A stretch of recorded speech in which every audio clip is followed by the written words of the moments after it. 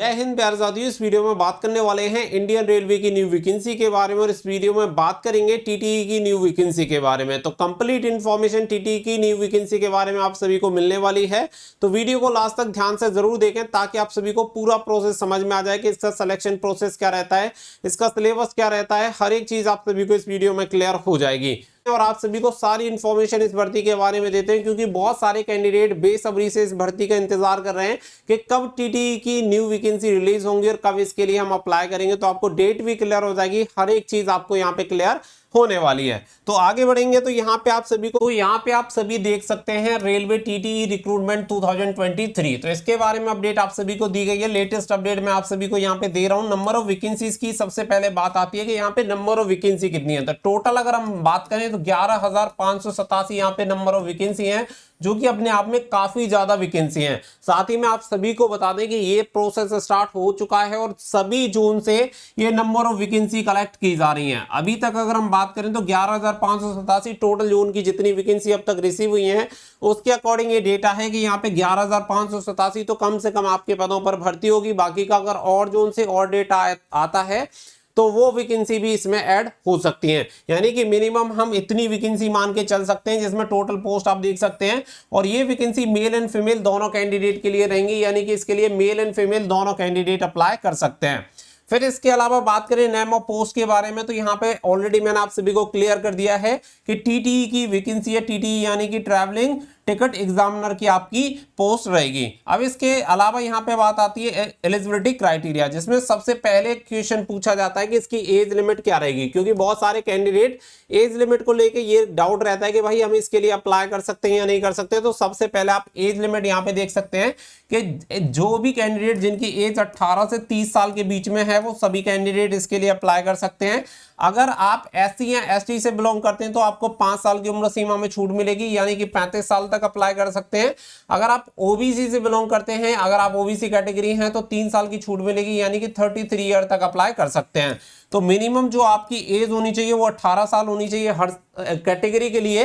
बाकी का reserve category के अकॉर्डिंग यहाँ पे आपको एज रिलैक्सेशन मिल जाता है, तो इसके अकॉर्डिंग आप इसके लिए अप्लाई कर सकते हैं। आगे बात करें तो यहाँ पे फिर बात आती है आपकी एजुकेशन क्वालिफिकेशन की, कि यहाँ पे क्वालिफिकेशन मिनिमम कितनी होनी चाहिए, मैक्सिमम कितनी होनी चाहिए। तो देखिए यहाँ पे क्या है कि यहाँ पे 10th पास से भी अप्लाई कर सकते हैं, बट 10th के बाद आप सभी के पास या तो आपके पास डिप्लोमा होना चाहिए या फिर आपके पास आईटीआई होना चाहिए। अगर आपके पास डिप्लोमा या आईटीआई अगर आपने 10th के साथ कर रखा है तो आप इसके लिए अप्लाई कर सकते हैं, या फिर आपके पास 12th पास होना चाहिए तो आप इसके लिए अप्लाई कर सकते हैं। ये दोनों क्राइटेरिया हैं, दोनों एजुकेशन क्वालिफिकेशन में से अगर आपके पास कोई भी है तो आप इसके लिए अप्लाई कर सकते हैं, चाहे अकेला 12th हो या फिर आपके पास 10th के साथ आईटीआई या फिर डिप्लोमा आपके पास होना चाहिए, तो आप इसके लिए एलिजिबल है और फॉर्म अप्लाई कर सकते हैं। तो यहाँ पे पूरी इंफॉर्मेशन आप सभी को दे दी गई है कि जो भी मेल एंड फीमेल कैंडिडेट है इस क्वालिफिकेशन के साथ अगर आपने किसी भी मान्यता प्राप्त बोर्ड से ये योग्यता ले रखी है तो आप इसके लिए एलिजिबल रहेंगे।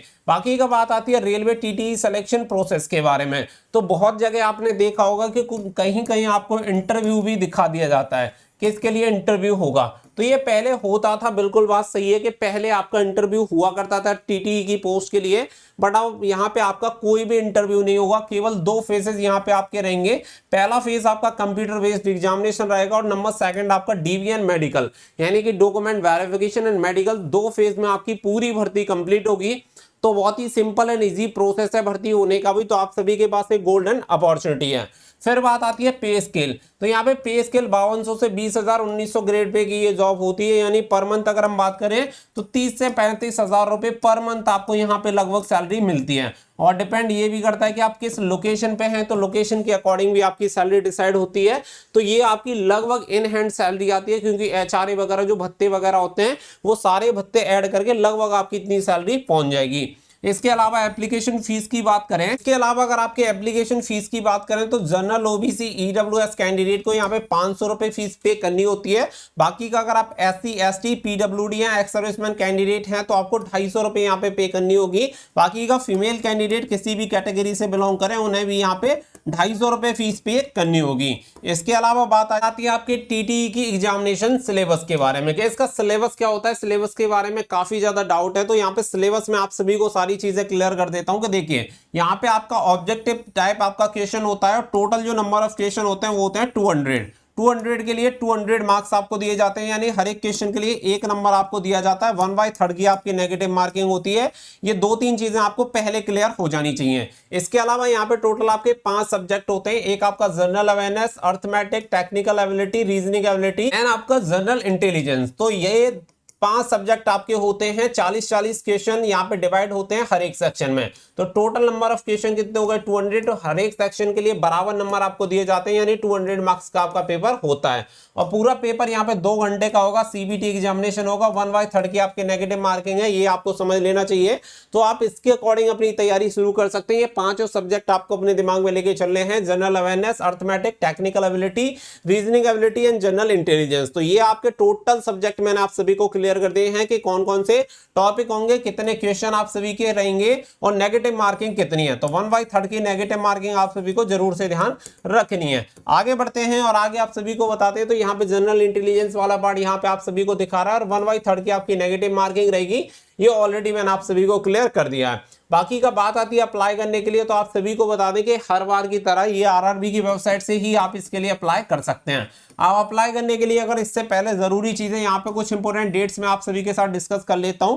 तो यहाँ पे आप सभी को बता दें ऑनलाइन अप्लाई करने की जो डेट है अभी तक अनाउंस नहीं की गई है। अगर कोई आपको अनाउंस बता रहा है कि अनाउंस हो चुकी है, इस डेट से अप्लाई हो रहे हैं, तो बिल्कुल गलत है। क्योंकि जैसा कि मैंने स्टार्टिंग में आप सभी को बताया कि जोन वाइज जो वैकेंसीज हैं वो वैकेंसीज कलेक्ट की जा रही है और उसके अकॉर्डिंग जो डेटा रिसीव हो रहा है उसके अकॉर्डिंग आरआरबी काम करेगा। तो सबसे पहला काम है कि सभी से जोन वाइज वैकेंसी कलेक्ट होना। अब तक 11,587 जो पोस्ट हैं वो अब तक कलेक्ट हो चुकी है। उसके अकॉर्डिंग ये डेटा है जो मैं आप सभी के साथ शेयर कर रहा हूं, जिससे कि आप अपनी तैयारी शुरू कर पाए और आप सभी को इसके बारे में पता चल पाए। बाकी का जब आपकी वैकेंसी आएंगी तो उसके अकॉर्डिंग लगभग 30 दिन का समय आप सभी को मिलेगा अप्लाई करने के लिए। अब बहुत सारे कैंडिडेट का एक सवाल सबसे ज्यादा पूछा जाएगा कि ये बता दीजिए सर कि कब से फॉर्म इसके अप्लाई हो सकते हैं।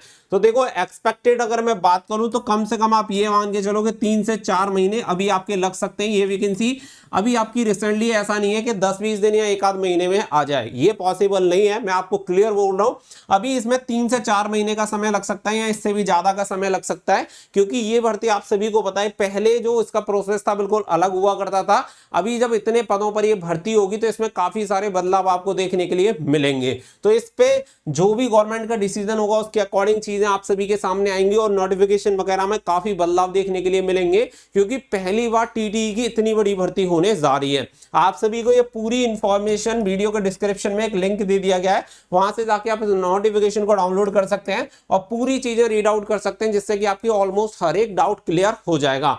उम्मीद करता हूं कि जो बच्चे टीटीई की वैकेंसी को लेकर परेशान थे और काफी सारे जो डाउट आ रहे थे वो सभी डाउट इस वीडियो में कवर हुए होंगे कि कब से आप इसके लिए अप्लाई कर सकते हैं, एज क्राइटेरिया क्या है, सिलेक्शन प्रोसेस क्या है, सिलेबस क्या है। हर एक चीज को इस वीडियो में कवर करने की कोशिश की है। तो प्लीज वीडियो को लाइक शेयर करके चैनल को सब्सक्राइब जरूर कर लें, ताकि फ्यूचर में इससे रिलेटेड अगर कोई भी अपडेट आए तो रियल ऑथेंटिक तरीके से आप सभी को सबसे पहले मिल जाए। अगर आप चाहें तो हमारा टेलीग्राम और इंस्टाग्राम चैनल भी ज्वाइन कर सकते हैं, लिंक वीडियो के डिस्क्रिप्शन में दिया गया है। मिलेंगे नेक्स्ट वीडियो में। So thank you for watching. जय हिंद, जय भारत।